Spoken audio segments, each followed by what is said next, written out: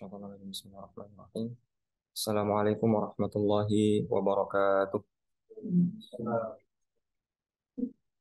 Bismillahirrahmanirrahim. Alhamdulillahirabbil alamin. Wassallallahu ala sayyidina Muhammadin wa ala alihi wa sahbihi ajma'in. Subhanaka la ilma lana illa ma 'allamtana innaka antal alimul hakim. Nawaina ta'alluma wa ta'lima wa tadhakkura wa tadhkira wa naf'a wal intifa' wal ifadata wal istifadata wal hasanata masuki bi kitabillahi wa sunnati rasulih wa du'a ilal huda wa dalalata alal khairi bitigha wajhillahi wa mardatihi wa qurbihi wa thawabihi subhanahu wa ta'ala. Amma ba'du, wa qala al-musannif rahimahullahu ta'ala, nafa'ana Allah bi'ulumihi wa bi'ulumi masyayikhina fid dharain amin.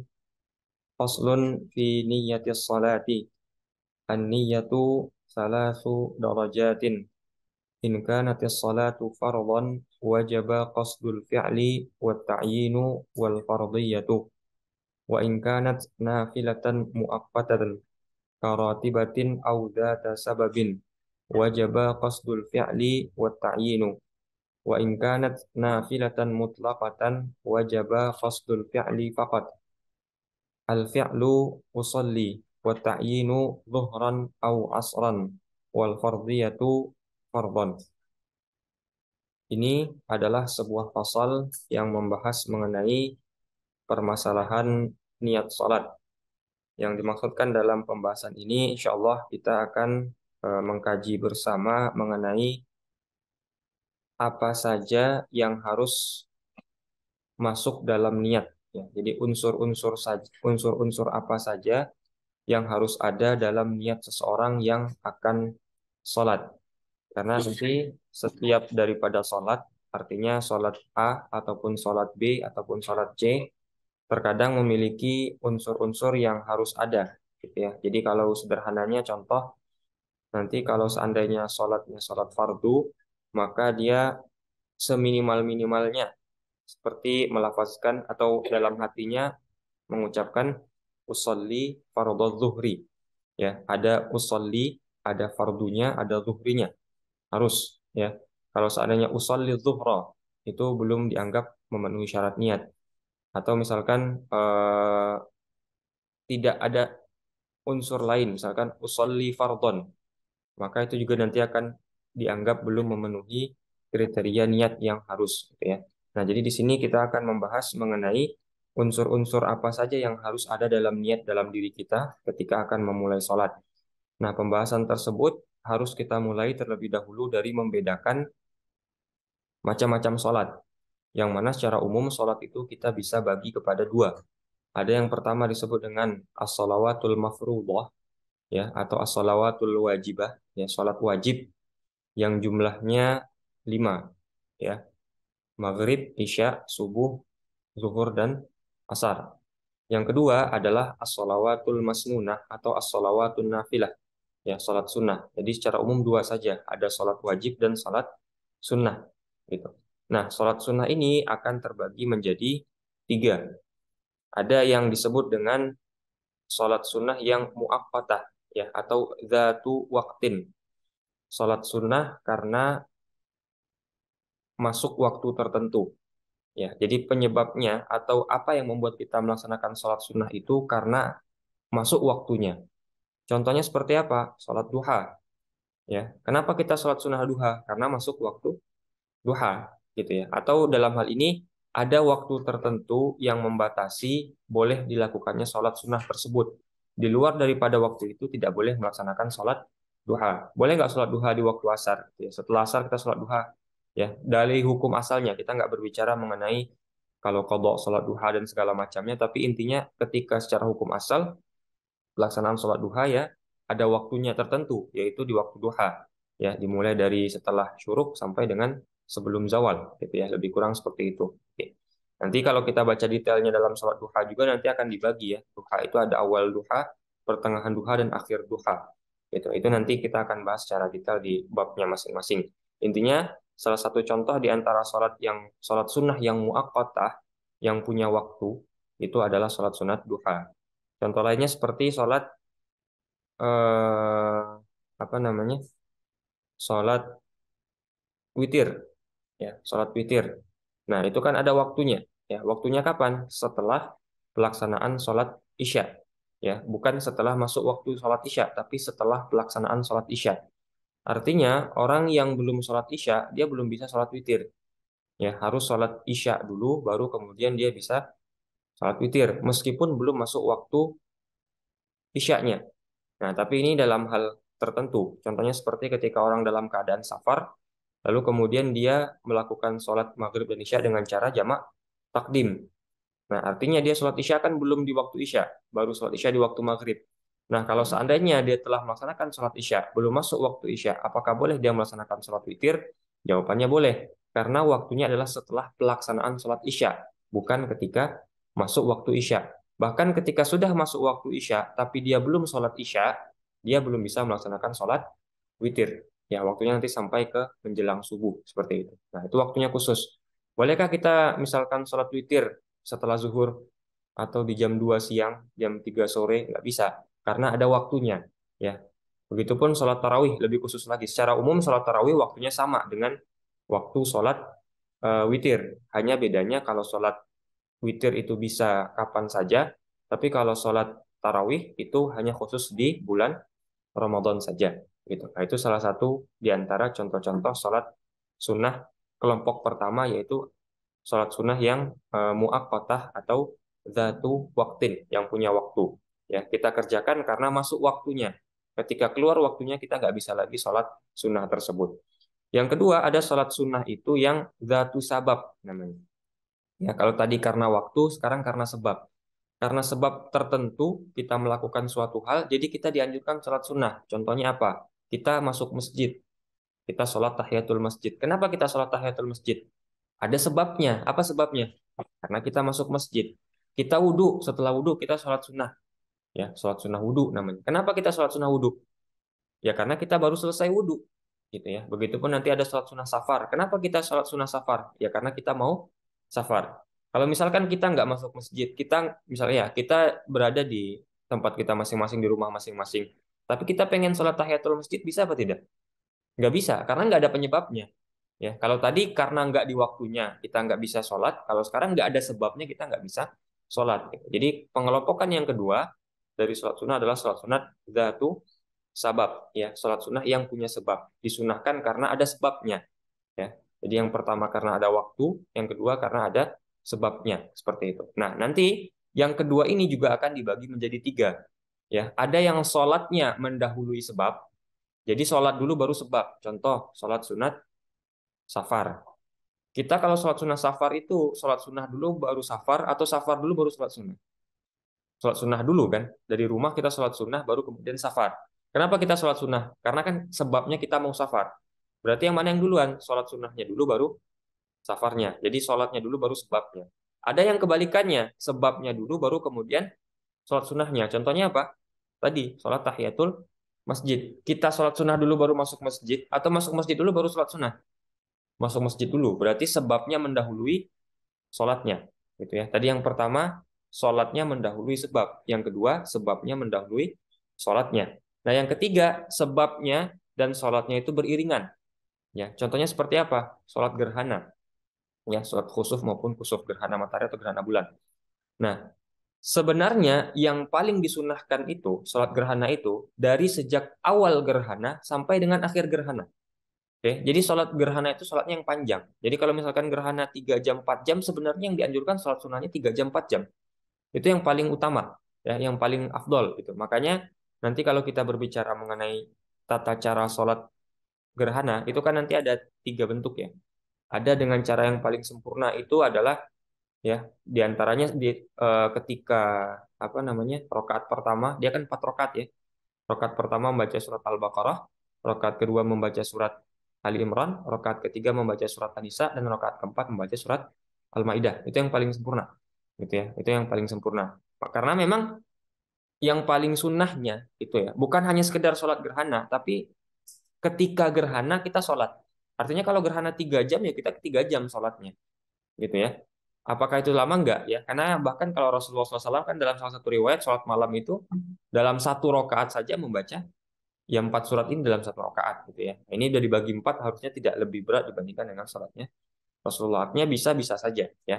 Kalau memang ingin mengambil kesempurnaan. Karena sholat sunat gerhana ini waktu dan sebabnya itu beriringan gitu ya. Beriringan. Itu yang paling diutamakan seperti itu.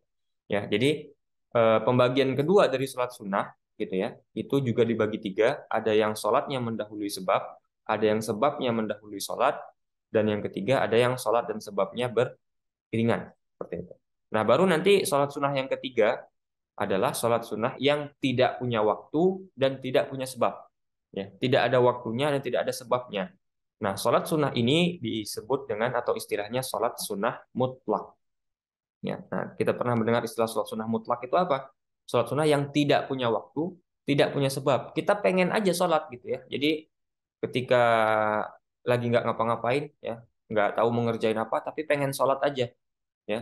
Dibilang mau sholat satu sabab nggak ada sebabnya, dibilang sholat muaqqatah nggak ada waktu tertentu untuk sholat sunnah tertentu, maka ya sholat saja namanya sholat sunnah mutlak namanya, ya sholat sunnah mutlakah.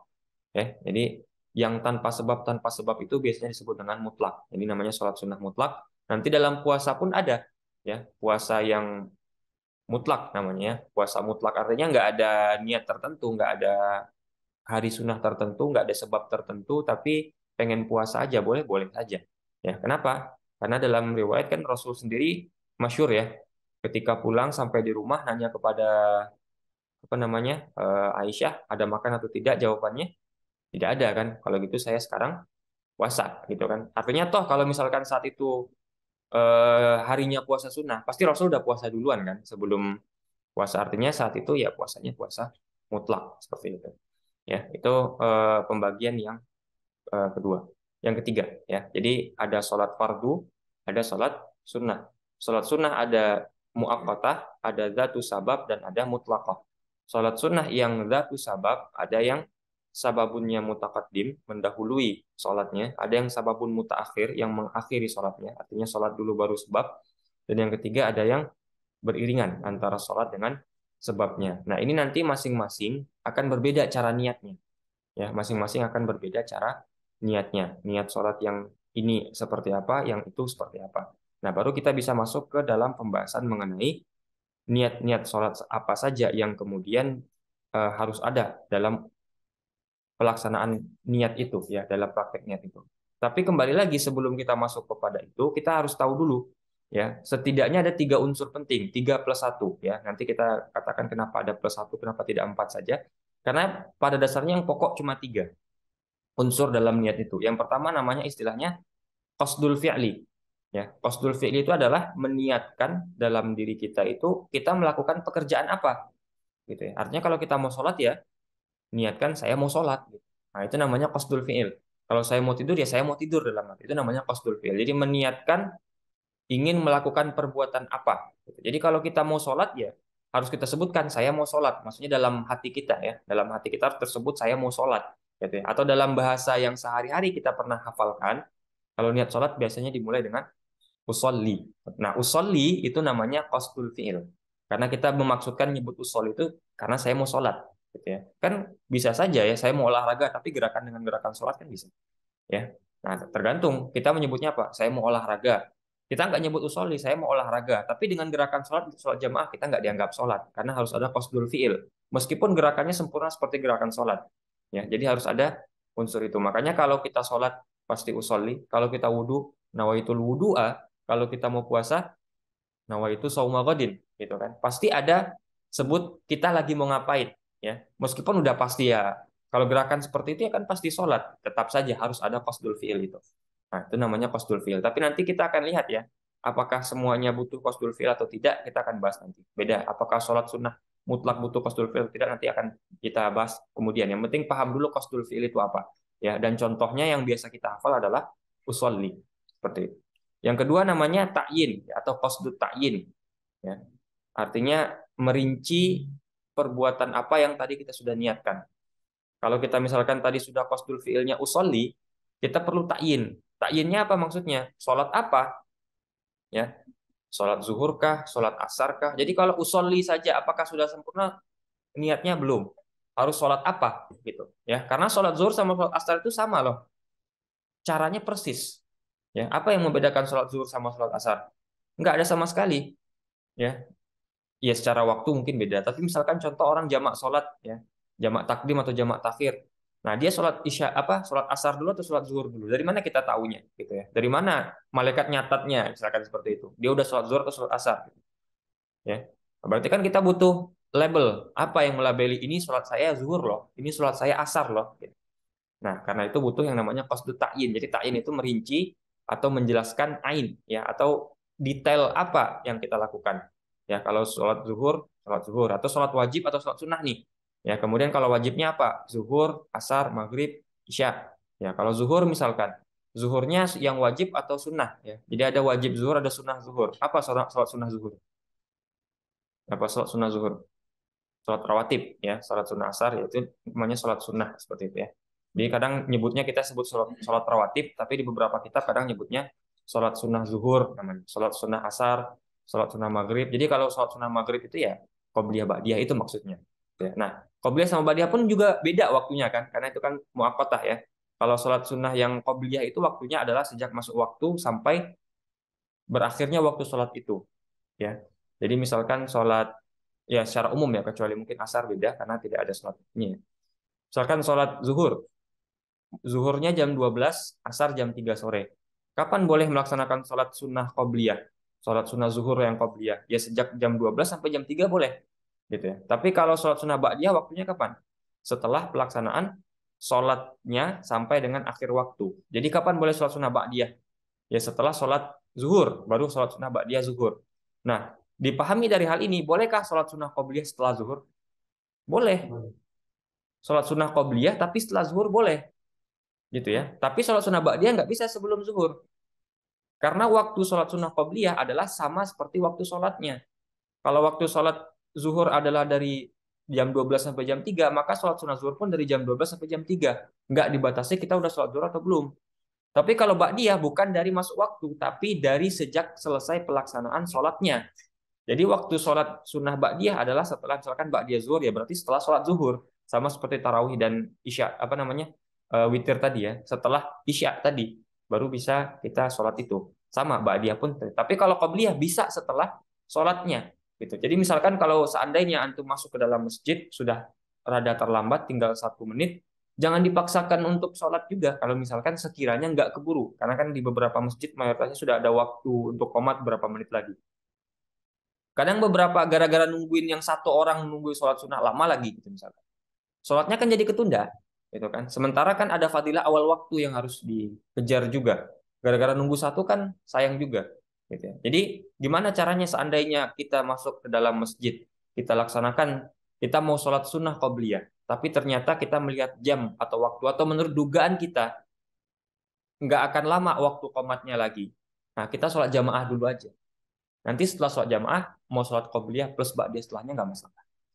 Oke. Tapi tetap yang lebih utama adalah sebelumnya, karena memang itu kan dianjurkannya karena kita masuk masjid itu bukan hanya sekedar sholat wajib, tapi sudah mempersiapkan dari awal segala macam bentuk ritual ibadah yang akan kita lakukan seperti itu. Ya. Nah, begitupun bahkan nanti kan ada salah satu kasus misalkan kita sedang sholat baru 1 rakaat, kan sholat qobliyah rata-rata 2 rakaat lah, ya ada yang 4 ada segala macam, tapi rata-rata 2. Kita baru sholat 1 rakaat, imamnya qomat, bukan imam, apa namanya, muazinnya qomat lah ya, qomat. Nah, apa yang kita kerjakan? Sempurnakan sholat atau sholat kejar sholat itu? Nah, nanti ada beberapa riwayat, tapi beberapa yang paling masyhur itu adalah kita selesaikan sholatnya, putuskan sholatnya, kita kejar jamaahnya dulu. Karena nanti itu bisa diulang lagi setelah ini. Nah, kalau misalkan kita paksakan itu, kita ketinggalan fadilah jamaah nanti. Karena fadilah jamaah kan lebih sulit dapatnya ketimbang fadilah sholat qobliyah. Karena sholat qobliyah masih bisa nanti setelah sholat jamaah. Gitu. Jadi kalau terlambat masuk masjid, lalu kemudian entah dalam kondisi kita mau sholat sekiranya azan nggak akan apa komat nggak akan lama lagi waktunya, atau mungkin kita lagi sholat setengah atau baru mulai ternyata Allahu Akbar, langsung Allahu Akbar misalkan seperti itu. Ya, maka memang nanti ada dua opsi ya, ada dua opsi ya dalam hal ini, boleh memutuskan lalu mengejar sholat jamaahnya, atau boleh juga melanjutkan tapi mempercepat. Nah, tapi yang lebih baik adalah kita ngejar jamaahnya dulu seperti itu. Karena itu lebih lebih apa namanya? Lebih afdol seperti itu ya. Nanti baru setelah itu bisa diulang lagi sholatnya. Karena kalau kita kerjakan itu misalkan Kita salam di sholat sunnah qobliyah, ternyata imam salam juga gitu kan. Nah, kita nggak bisa ngejar jamaah lagi kan gitu ya. Atau awal waktunya juga sudah hilang seperti itu. Ya, itu salah sunnah. Nah, itu sedikit tentang sholat sunnah rawatib ya. Nah, intinya takyin itu adalah memperjelasnya. Nah, memperjelasnya dalam hal ini, kalau kita sholat zuhur, zuhurnya yang wajibnya atau yang sunnahnya. Kalau wajib zuhur jelas, kalau sunnah zuhur berarti rawatib. Rawatib pun belum jelas itu, belum takyin. Takyinnya adalah qobliyah atau ba'diyah gitu ya. Karena harus diperjelas. Karena qobliyah pun bisa dilakukan setelah sholat zuhurnya, sehingga kemudian harus diperjelas nih. Saya belum qobliyah, nanti saja setelah sholat zuhur. Nah, kita sholat setelah zuhur, sholat rawatib. Nah, ini sebagai qobliyah kita atau sebagai ba'diyah kita, gitu ya, sebagai qobliyah atau sebagai ba'diyah. Makanya harus ada takyin. Jadi takyin itu intinya merinci perbuatan apa tadi. Kalau puasa pun kan kita rinci. Saya puasa belum cukup. Puasa apa nih? Oh, puasa Ramadan, gitu. Saya puasa sunat. Sunat apa nih? Ada sunat misalkan Senin Kamis, bisa ada puasa hari Syawal, lalu kemudian ada puasa apa lagi? Puasa Yaumul Bid gitu ya. Ya kalau mau puasa ketiga-tiganya boleh, niatkan ketiga-tiganya. Yang penting sunnah semua, gitu ya. Jadi niatkan saya puasa Syawal plus Ayyamul Bid plus satu lagi Senin Kamis. Udah dapat pahala ketiga-tiganya, gitu ya. Karena memang di satu hari yang sama, gitu ya, ekstra seperti itu. Itu namanya qasdut ta'yid. Yang ketiga baru namanya fardiyah atau qasdul fardi. Ya, qasdul fardi itu apa? Menyebutkan lafaz fardu ketika nanti sholatnya sholat fardu. Ya, contohnya seperti sholat zuhur. Ya, sholat zuhur kan wajib. Nanti harus ada sebut istilah fardu. Ya, jadi kalau takyin kan jelas ya. Contohnya misalkan seperti zuhur atau asar. Kalau fardu ini seperti melepaskan misalkan fardu atau fardon. Kita kan ada istilah-istilah seperti itu. Jadi lengkapnya misalkan contoh kalau niat sholat zuhur itu adalah usolli fardhu zuhri. Usollinya qasdul fi'il, fardonya adalah qasdul fardi atau fardiyah, zuhrinya adalah qasdut takyinnya. Nah, itu tiga unsur dalam niat. Apakah ketiga-tiganya harus ada dalam semua jenis sholat yang tadi kita klasifikasikan? Enggak semuanya. Nanti kita akan bahas satu persatu.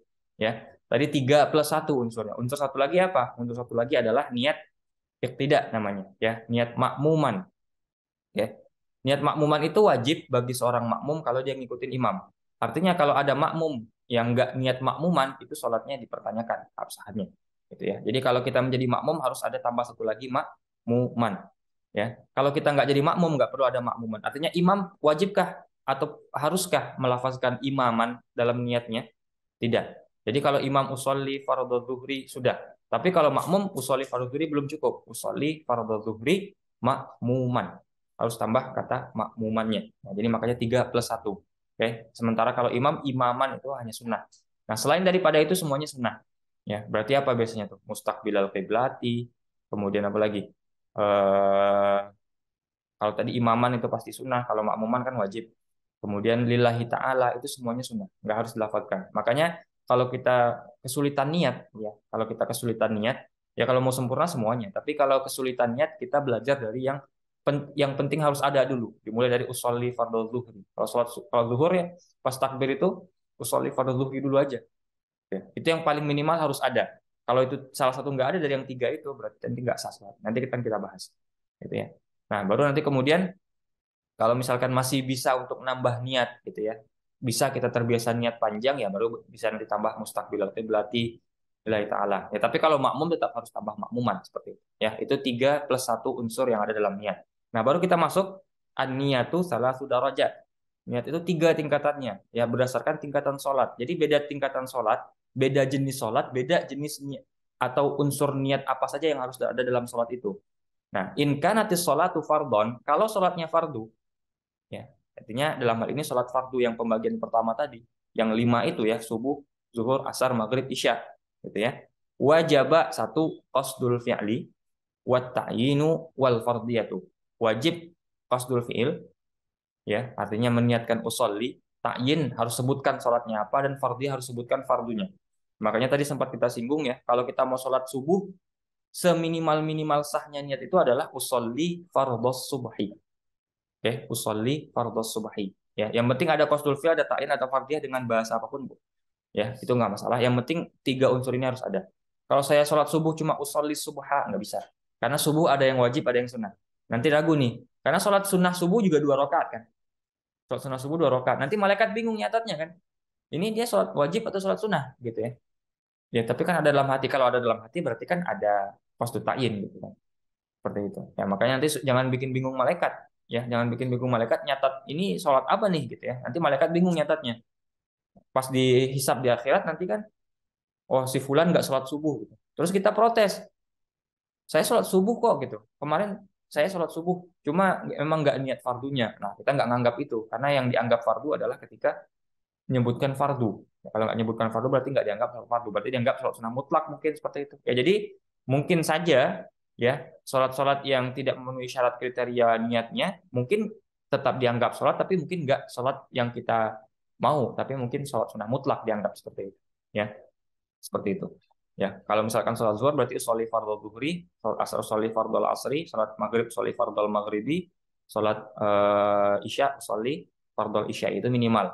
Ya, kalau kita jadi makmum tambah satu lagi makmuman. Sholli fardhu subhi makmuman. Itu 4 unsur harus ada dalam hati ketika akan mulai sholat itu, ketika membaca takbiratul ihram. Ya, jadi kalau sholat fardu kurang daripada itu maka tidak memenuhi syarat niat. Artinya kalau syarat niat tidak terpenuhi ya berarti sholatnya juga tidak sah gitu ya.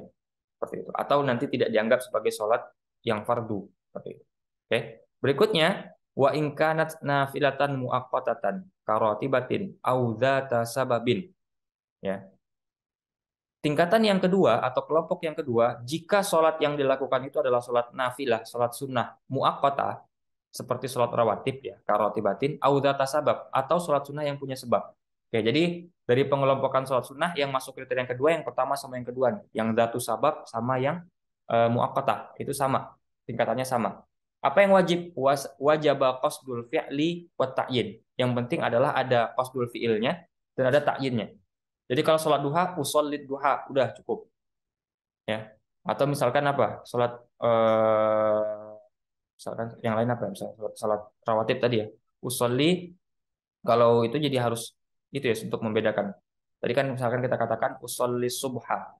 Ya dianggap sebagai sholat sunnah muakkatah karena dia tidak ada fardunya kan seperti itu. Ya. Jadi seperti itu. Nah, adapun tambahan sunnahnya, jadi kostus sunnahnya itu enggak diwajibkan, hanya sunnah saja. Jadi kalau mau lengkap, usolli sunnata duha boleh, ya itu sunnah. Tapi yang wajib usolli duha itu udah minimal. Oke. Atau nanti untuk memperjelas takyin itu kan nanti memperjelas juga dalam hal ini contoh seperti ketika sholat witir. Ini sholat witir yang 1 rakaat atau yang 2 rakaat itu harus diperjelas juga, ya. Misalkan contoh usolli ini minal witri. Saya sholat 2 rakaat bagian dari witirnya. Jadi ini witir yang 2 rakaat nih. Gitu. Nanti atau satu lagi usolli rakaatal witri misalkan. Ya atau usolli sunnatal witri rakaatan. Berarti ini yang 1 rakaat terakhirnya seperti itu. Ya ini kan untuk mengakal-akali niatnya supaya nanti terpenuhi syarat takyinnya gitu kan. Karena harus jelas kita niatnya ini ushollil witro. Nah ini sholatnya yang 2 rakaat langsung, 3 rakaat langsung atau 2+1 atau bagaimana nih? Gitu. Makanya harus disiasati dengan cara seperti itu supaya jelas takyinnya. Itu takyin itu seperti itu. Ya. Jadi apakah perlu ada lafaz sunnah? Nggak perlu. Usolli sunat duha nggak perlu selengkap itu. Ya, tapi kalau mau dapat fadilah keutamaan tetap disunahkan memakai usolli sunat duha. Minimal usolli duha udah beres selesai itu. Ini cuma usolli duha. Itu sudah cukup. Ya, itu untuk apa? Salat sunnah yang muakkatah ya dan salat sunnah yang dzatu sabab gitu ya. Dan yang ketiga wa in kanat nafilatan mutlaqatan. Nah, kalau baru salat sunnah mutlak, nah ini kelompok ketiga dari salat sunnah nih. Ya, makanya tadi kita bahas dulu pengelompokan salat baru kita bahas hukum-hukumnya masing-masing. Karena kalau nggak paham hukumnya nanti balang bingung. Wajib qasdul fi'li faqat. Yang wajib cuma qasdul fi'il aja. Artinya salat sunnah mutlak itu usolli saja udah cukup gitu. Ya, usolli saja udah cukup. Ya, bahkan kalau di sini Syekh Muhammad Nawawi Al-Bantani itu menambahkan bahwasannya sholat sunnah yang punya sebab ya zatu sabab itu kalau dia bisa atau cukup dikerjakan dengan sholat sunnah lain itu termasuk kriteria sholat sunnah mutlak juga. Contohnya seperti apa? Tahiyatul masjid, sholat sunnah wudhu, ya itu bisa itu zatu sabab tapi secara teknik niatnya bisa dianggap sebagai sholat sunnah nafilah mutlakoh karena dia bisa dikerjakan dengan sholat lainnya. Contoh misalkan kita selesai wudhu, kemudian kita masuk masjid kita cuma sholat satu saja. Jadi satu sholat saja nih. Ya, usolli saya sengaja sholat sunnah wudhu plus tahiyatul masjid. Cuma 2 rakaat. Boleh? Boleh. Gitu. Karena dia dianggap sebagai sholat yang bisa dikerjakan dengan yang lain. Nah, ketika itu dia dianggap sebagai secara tekniknya, niatnya sama seperti sholat sunnah nafilah mutlaqah. Ya, artinya dia cukup dengan usolli. Jadi sholat tahiyatul masjid cukup dengan usolli, begitupun sholat sunnah wudhu juga cukup dengan usolli. Karena dia bisa dikerjakan dengan mengerjakan sholat yang lain seperti itu. Beda dengan sholat rawatib kan, ya atau beda juga dengan misalkan sholat wajib apalagi gitu ya, itu harus lengkap. Gitu. Itu disebut dengan nafilah mutlaqah. Jadi pengen sholat saja atau sholat sunnah yang punya sebab dan bisa dikerjakan dengan mengerjakan sholat lain, maka dia dianggap sebagai secara teknik niatnya setingkat atau sederajat dengan sholat sunnah nafilah mutlaqah. Ya, yang wajib hanyalah qasdul fiilnya saja. Jadi usolli saja sudah dianggap cukup seperti itu. Ya. Jadi itulah 3 tingkatan niat ya, 3 tingkatan niat yang harus diperhatikan dengan baik supaya tidak salah dalam niatnya seperti itu. Nah, baru kemudian Syekh Ibnu Sumer Al-Hadrami mencontohkan, ini salah satu contoh daripada yang qasdul fi'il itu apa, ta'yin itu apa, fardhiyah itu apa. Dijelaskan oleh beliau, al-fi'lu usolli gitu ya. Contohnya yang qasdul fi'il itu adalah melafazkan usolli. Tadi kita sempat singgung juga. Wa ta'yinu dhuhran au asran. Contoh ta'yin itu adalah zuhur atau asar. Atau ta'yin ya. Ya kalau nanti apa namanya sholatnya qobliyah ba'diyah ya sholat sunnah harus ditakyin lagi. Jadi ada takyinnya bertingkat juga. Kalau fardiyah contohnya seperti melafazkan fardon. Jadi misalkan boleh usolli zuhra fardon atau usolli fardhu zuhri sama. Yang penting ada usolli, ada fardunya, ada sholat apanya. Gitu ya, seperti itu. Kalau misalkan sholat sunnah ya berarti usolli sunnata zuhri qobliyatan. Nah, berarti kan jelas ya itu sholat apa? Sholat qobliyah zuhur. Kalau kita usolli sunnata zuhri saja misalkan ya atau usolli zuhra misalkan. Kan nggak jelas ini sholat sunnah atau sholat wajibnya, sunnahnya qobliyah atau ba'diyah kan nggak jelas. Maka harus diperjelas supaya tidak membingungkan malaikat. Ya bahasa itunya untuk tidak membingungkan malaikat kita dicatat sebagai sholat apa nih gitu ya. Karena kan tergantung niatnya kan ya innamal a'malu binniyat ya. Wa innamal likulli imri'in ma nawa ya setiap orang itu catat sesuai dengan niatnya. Ya kalau niat kita nggak jelas sih nanti mereka juga bingung nih nyatat niatnya udah menggugurkan sholat apa nih ya sholat zuhur atau sholat asar karena dia jamak jamak takhir misalkan ya yang kita gugurkan ini sholat zuhur atau sholat asar jadi kita dalam perjalanan nih kemudian kita niat jamak takhir ya, nanti kan jamak takhir itu salah satu syaratnya adalah di waktu pertama harus niat untuk jamak takhir ya jadi di waktu zuhur masih di perjalanan kita harus niat nanti saya akan jamak takhir dalam hati lalu kemudian jam 5 ya artinya waktu asar kita baru berhenti di rumah makan atau di Pertamina seperti itu ya. Kemudian kita sholat, tapi niat kita cuma usolli, misalkan seperti itu ya. Nah, bahkan kita sebutkan yang lain, usolli arba'a rakaat, saya sholat 4 rakaat.